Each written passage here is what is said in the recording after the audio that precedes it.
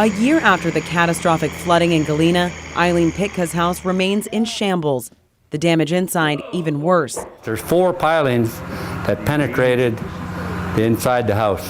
One came through the kitchen, one in the living room. Her cousin Charlie Huntington came in from Fairbanks to help and has a lot of work ahead of him. One in the bedroom and one in the furnace room.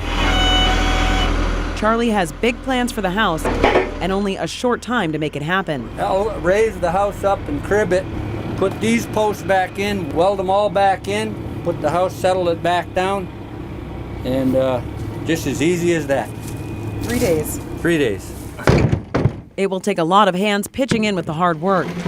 Charlie and his friends are more than happy to help, though. We grew up together. We grew up with Eileen, so she's single and obviously she needs a hand, so that's what we're here for. Like Eileen's, several homes in Old Town look the same as they did a year ago. Front yards are filled with reminders of the devastation that passed through.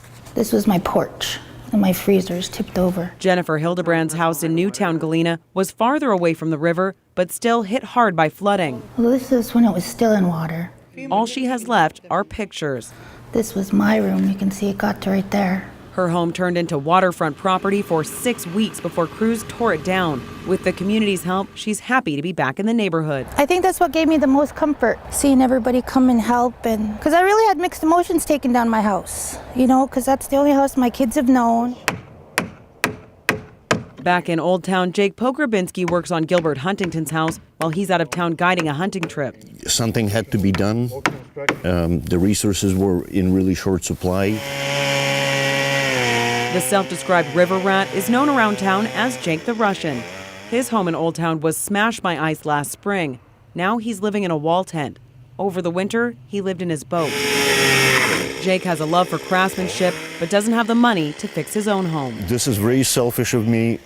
I have chosen a project that I wanted to do. This is not the way people build here or in the rest of the state. He does a lot of work with old-fashioned hand tools and says the style of the home is more akin to something you'd find in 7th century Scandinavia.